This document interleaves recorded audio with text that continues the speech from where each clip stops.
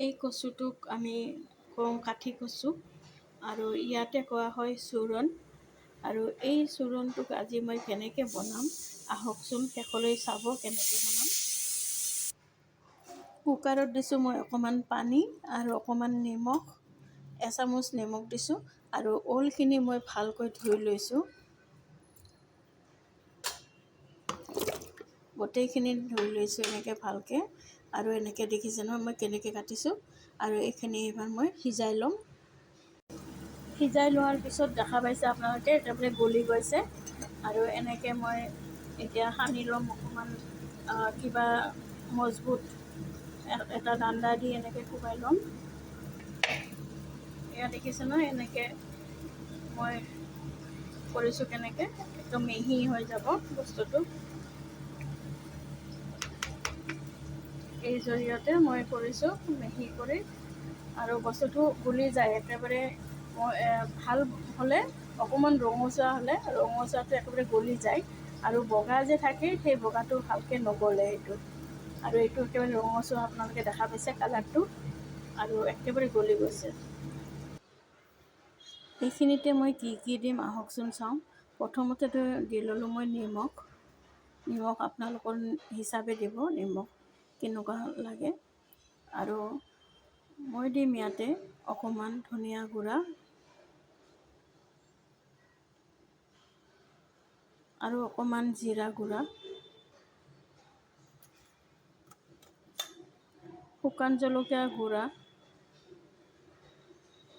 হালধি,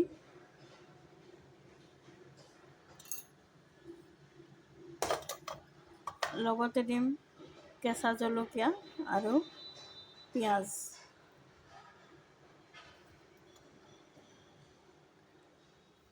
এই আটাইখিনি বস্তুৱে মই মাখি ল'ম হাতেৰে। আটাইখিনি বস্তুৱে ধুনীয়াকৈ মাখা হৈ গ'ল। দেখা পাইছে আপোনালোকে একদম ড্ৰাই। যিহেতু নিমখ দিছোঁ অকণমান পানী এৰিব।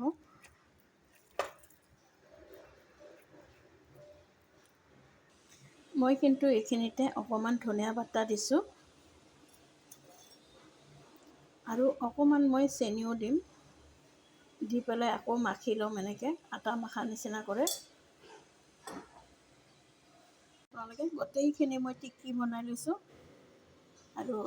আৰু এইপিনে বহাই দিছোঁ মই টাৱাখনত মই অকণমান তেল দিছোঁ এনেকৈ দেখিছে।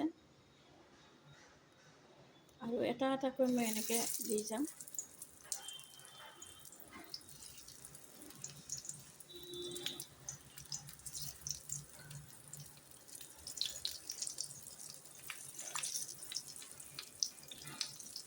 গেছটো কিন্তু কম ৰাখিব।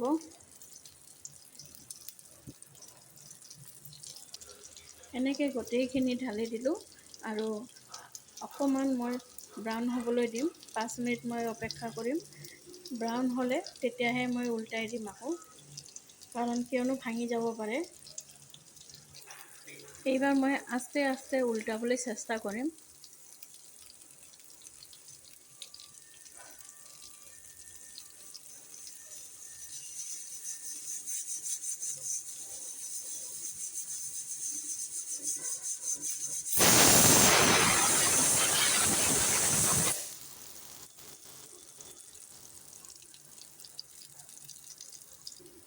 আপোনালোকে দেখিছে গল্ডেন ব্ৰাউন হৈছে। আৰু এইখিনি আস্তে আস্তে কৰি একেবাৰে আস্তে আস্তে মই ইফাল সিফাল কৰি দিলোঁ।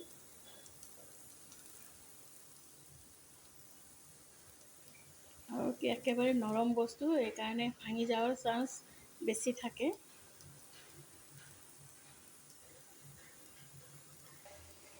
আকৌ এবাৰ মই এনেকৈ ইপাচ সিপাচ কৰি দিলোঁ আৰু ভাঙা নাই বৰ্তমান। কাৰণ নিমখ দিলে কি হয় পানী এৰি যায়, তো পানী এৰে। তাৰ কাৰণে অলপমান ভয় লাগে যে ভাঙি যায় নেকি। তো একেবাৰে সহজ লাগিল এই বস্তুটো। আৰু আপোনালোকে এনেকৈ বনাই খাব। কেনেকুৱা লাগে আপোনালোকৰ নাজানো। আৰু এনেকৈ খাবলৈতো খুব ভাল লাগে, আমি আগতেও খাইছোঁ। তো সেইকাৰণে আজি এনেকৈ বনোৱা হ'ল ওলটো। আৰু বেছি দামো নহয় ইয়াতে, জাষ্ট 40 টকা লৈছে এটা ঊলৰ দাম। বন্ধুসকল, আজি এই ৰেচিপিটো মোৰ কেনেকুৱা লাগিল আপোনালোকৰ জনাব কমেণ্ট কৰি। আৰু আপোনালোকে যদি কমেণ্ট কৰে তেন্তে আপোনালোকে হিন্দীৰে লিখিব, অসমীয়া দিও লিখিব পাৰে। আৰু ইংলিছ যিহেতু মই নাজানো ইমান, তো তাৰ বাবে মই আপোনালোকক ক্ষমা বিচাৰোঁ। হিন্দী অসমীয়া এইকেইটা ভাষা মই ভালকৈ জানো। আৰু আজি এই ৰেচিপিটোৰ আপোনালোকৰ কেনেকুৱা লাগিল, আৰু যদি আপোনালোকে ছাবস্ক্ৰাইব কৰা নাই তেন্তে ছাবস্ক্ৰাইব কৰিব, আৰু কমেণ্ট, লাইক, শ্বেয়াৰ একেবাৰে কৰিব নোকোৱাকৈ। আজি বন্ধুসকল এই ভিডিঅ'টো ইমানতে সামৰিছোঁ। আৰু দেখিছে আপোনালোকে ইমান ধুনীয়া আৰু একেবাৰে ৰেডি হৈ গৈছে। তো আজিলৈ আহিছোঁ, নেক্সট ভিডিঅ'ত লগ পাম আকৌ। ধন্যবাদ ভিডিঅ'টো চোৱাৰ বাবে।